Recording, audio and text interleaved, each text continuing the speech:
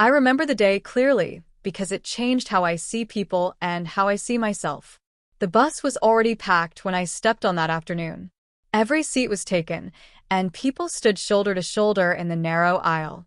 The engine hummed loudly, rattling the thin metal frame as we rolled down the road. The air was heavy with sweat and impatience. No one spoke. Most of us stared at our phones or out the dusty windows, pretending we were alone. I found a place near the back where I could hold onto a railing. I had taken a seat earlier, but when the crowd thickened, I stood to give an older man room. Now I balanced myself as the bus jerked forward again. That was when she stepped on. She was pregnant, one hand supporting her belly and the other gripping the rail by the door. She looked exhausted. There were faint shadows under her eyes, and her shoulders sagged as if the day had pressed down on her from every side. She glanced around, not begging, not demanding, just hoping. I watched her eyes move from face to face. Some people noticed her and quickly looked away. Others kept staring at their screens as if nothing had changed. The bus lurched forward, and she almost lost her balance.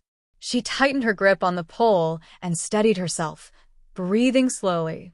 No one moved. In the middle of the bus, a man sat across two seats. He occupied one and placed his bag on the other, like it deserved comfort more than any human being standing nearby. He leaned back casually, scrolling on his phone with an expression that said the world owed him space. The pregnant woman looked at him for a moment longer than she had looked at the others. It was clear she hoped he would shift his bag. He glanced up, met her eyes, and smirked. "I paid for both seats," he said loudly, making sure everyone could hear. His voice carried arrogance. "I'm not moving." Silence swallowed the aisle again.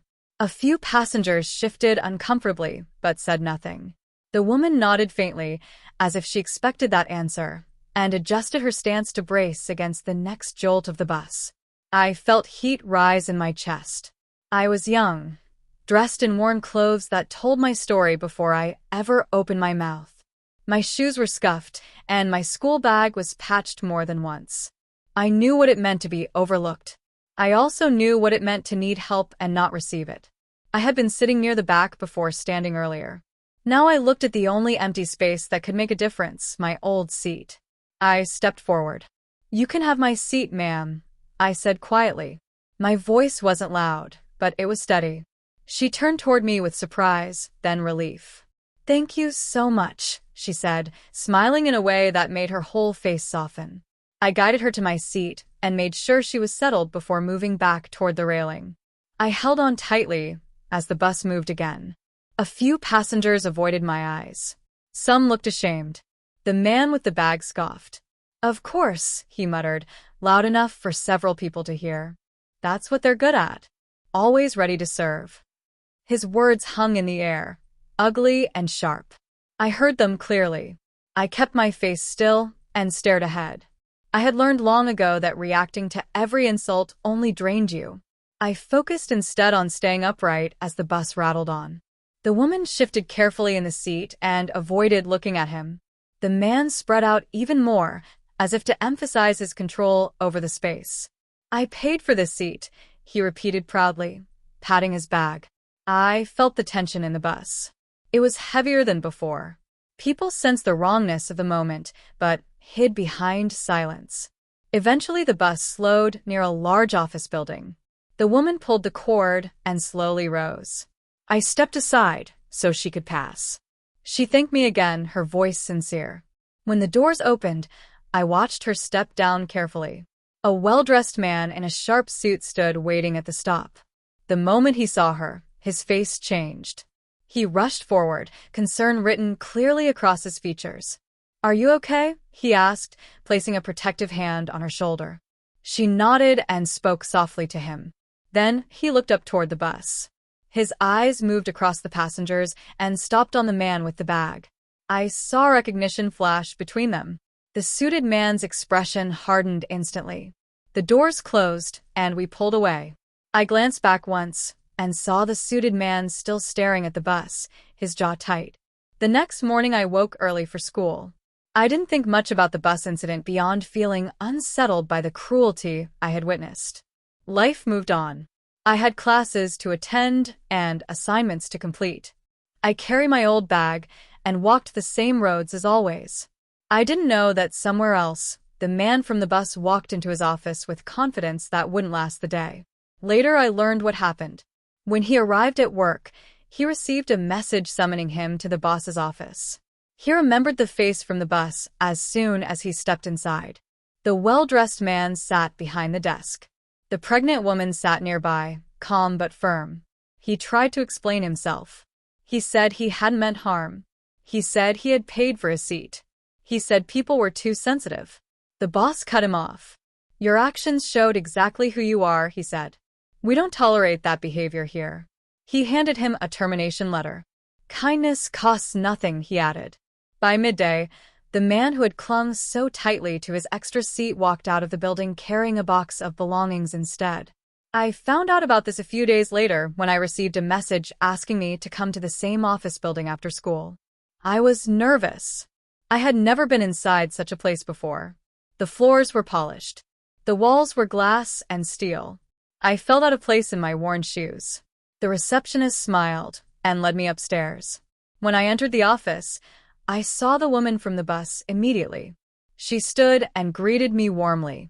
Her husband, the boss, extended his hand. "We've been looking for you," he said. I was confused.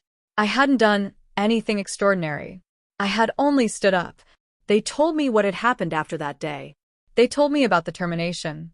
They told me how my simple act had exposed something important. "You reminded us that character matters," the boss said. "In small moments, people show who they are."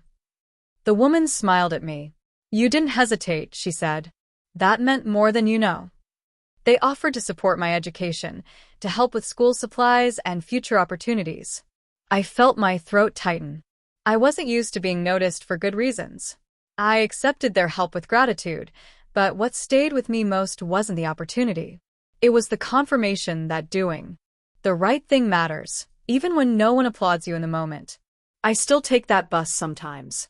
It is still crowded. The engine still hums and rattles.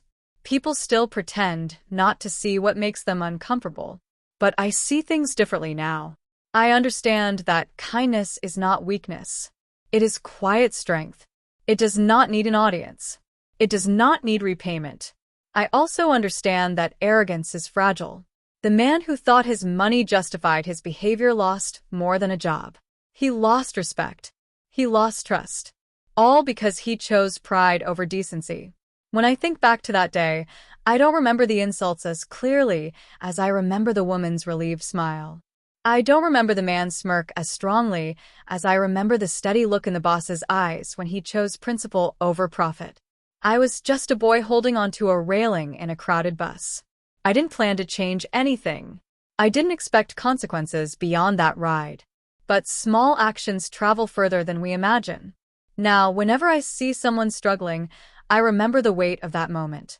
I remember the silence of the crowd and the sound of the engine humming beneath it. I remember how easy it would have been to look away. And I choose not to look away. That is the whole story. No exaggeration. No decoration.